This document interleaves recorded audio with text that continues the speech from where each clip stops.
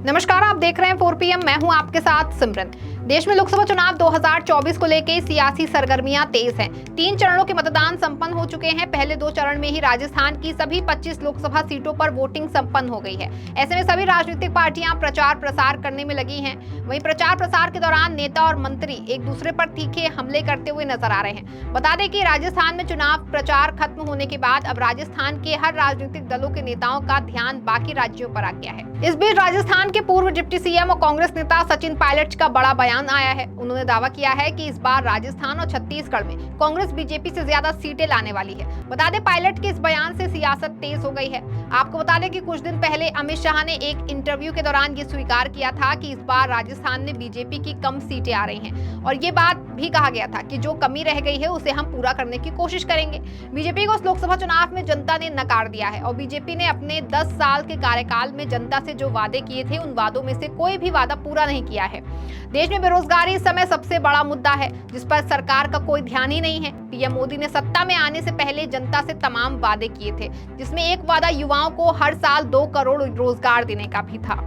ऐसे में अब तक देश के 20 करोड़ युवाओं को रोजगार मिल जाना चाहिए था, लेकिन एक भी युवा को रोजगार नहीं मिला, जिसको चलते देश के युवा मोदी से नाराज हो गए और सत्ता से बाहर का रास्ता दिखाने का मन बना लिया है, जिसका असर लोकसभा चुनाव के 3 चरणों में देखने को मिला है। बता दें कि इस लोकसभा चुनाव में पीएम मोदी का कोई भी जुमला काम नहीं आया है, जिसके बाद मोदी ने पहले चरण के बाद ही अपने बयान में बदलाव किया, लेकिन इसका कोई भी असर जो है वो दिखने को नहीं मिला।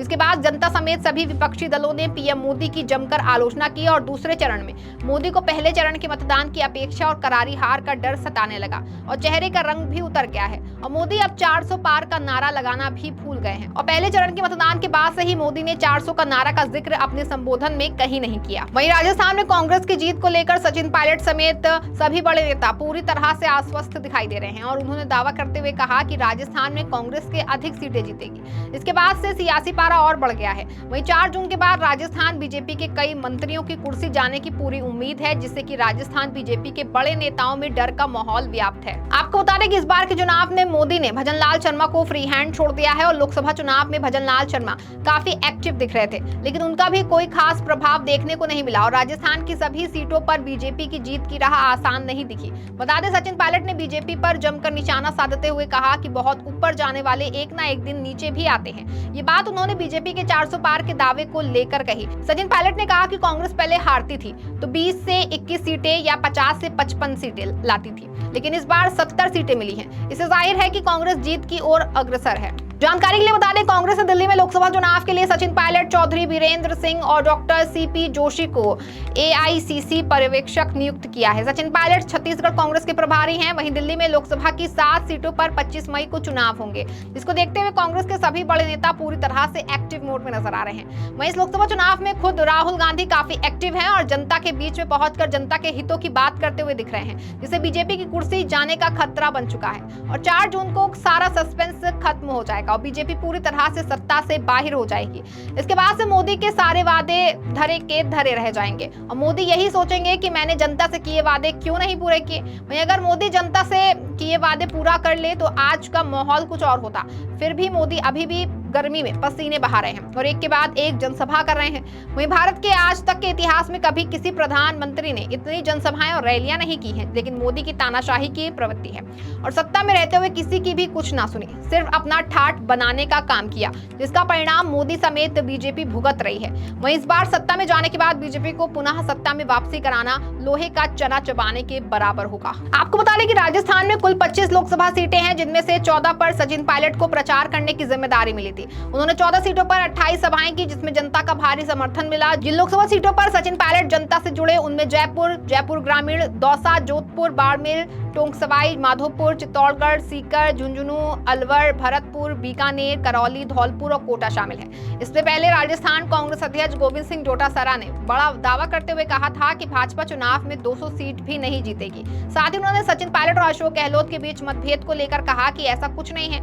दोनों नेता पार्टी को चुनाव जिताने के लिए एक टीम के रूप में काम कर रहे हैं। आगामी लोकसभा चुनाव में राजस्थान में कांग्रेस के अच्छे प्रदर्शन का दावा करते हुए उन्होंने कहा कि राज्य में पार्टी मजबूत स्थिति में है। उन्होंने भाजपा पर वादा खिलाफी का आरोप लगाते हुए कहा कि भाजपा ने मतदाताओं को निराश किया है। जनता को अब तक 15 लाख रुपए और 2 करोड़ नौकरियां नहीं मिली। उन्होंने कहा कि भाजपा को पुलवामा और शहीदों के नाम पर सत्ता मिली थी, लेकिन अब तथ्य सबके सामने है और कैसे भाजपा ने कांग्रेस के जिन नेताओं को भ्रष्ट कहा उन्हीं को पार्टी में शामिल किया और वॉशिंग मशीन ने फेंक कर उन नेताओं को हरीश चंद्र बना दिया। उन्होंने भाजपा के केंद्र में तीसरी बार सरकार बनाने की संभावना से इनकार करते हुए कहा कि भाजपा अब वेंटिलेटर पर आ गई है और अब उसका तीसरा कार्यकाल जीतना नामुमकिन है। भाजपा नेता के हर दूसरे दिन राजस्थान में डेरा डाल रहे हैं। पीएम मोदी से लेकर के केंद्रीय मंत्री तक हर दूसरे दिन चुनावी सभाएं और रोड शो कर रहे हैं, जिससे कि पता चलता है कि उन्हें तीसरा कार्यकाल जीतने का संदेह है। बता दें कि उन्होंने दावा किया कि राजस्थान में कांग्रेस भाजपा से ज्यादा सीटें जीतेगी, क्योंकि पार्टी ने टिकट बांटने का होमवर्क किया है। अशोक गहलोत के सिहोरी में रहने और अपने गृह निर्वाचन क्षेत्र जोधपुर नहीं जाने के सवाल पर गोविंद सिंह ने कहा कि उनके बेटे को जालौर सिहोरी से मैदान में उतारा गया है, ऐसे में उनका वहां पर ज्यादा समय देना स्वाभाविक है। वहीं गहलोत चुरू और झुंझुनू का दौरा कर चुके हैं। उनका जालौर सिहोरी में ही डेरा डालने की बात महज अफवाह है। अशोक गहलोत और सचिन पायलट के बीच मतभेद को लेकर के गोविंद सिंह डोटासरा ने कहा कि ये मनगढ़ंत आरोप हैं, जबकि हकीकत में ऐसा कुछ भी नहीं है। सभी नेता जीतने के लिए एक टीम के रूप में काम कर रहे हैं। हमारे लिए सभी उम्मीदवार पार्टी के उम्मीदवार हैं और पायलट या गहलोत उम्मीदवारों के बीच ऐसा कोई भेदभाव नहीं है। वहीं राजस्थान में गठबंधन में हुई देरी पर गोविंद सिंह ने कहा कि पार्टी के लिए गठबंधन का फैसला आला कमान द्वारा किया जाता है। कांग्रेस ने नागौर में आरएलपी के साथ और सीकर में सीपीआईएम के साथ गठबंधन किया, लेकिन पार्टी बीएपी की मांगों को स्वीकार करने में असमर्थ थी। मतभेदों के बावजूद लोकतंत्र संविधान को जिताने के लिए कांग्रेस ने बांसवाड़ा में बीएपी को समर्थन देने का फैसला किया है। बांसवाड़ा में कांग्रेस के भी चुनाव लड़ने के सवाल पर वो कहते हैं कि कुछ गलतफहमी के कारण कांग्रेस उम्मीदवार अपना नामांकन वापस नहीं ले पाए, लेकिन पार्टी ने कार्यकर्ताओं को बांसवाड़ा में बीएपी उम्मीदवार का समर्थन करने का निर्देश दिया है। वहीं पहले से अपनी जीत का दावा कर रही कांग्रेस के जीत का रास्ता पूरी तरह से आसान हो गया है और राजस्थान में बीजेपी की बड़ी हार होने जा रही है। इस खबर में फिलहाल बस इतना ही। ऐसी तमाम राजनीतिक खबरों के लिए बने रहें और देखते रहें 4PM। धन्यवाद।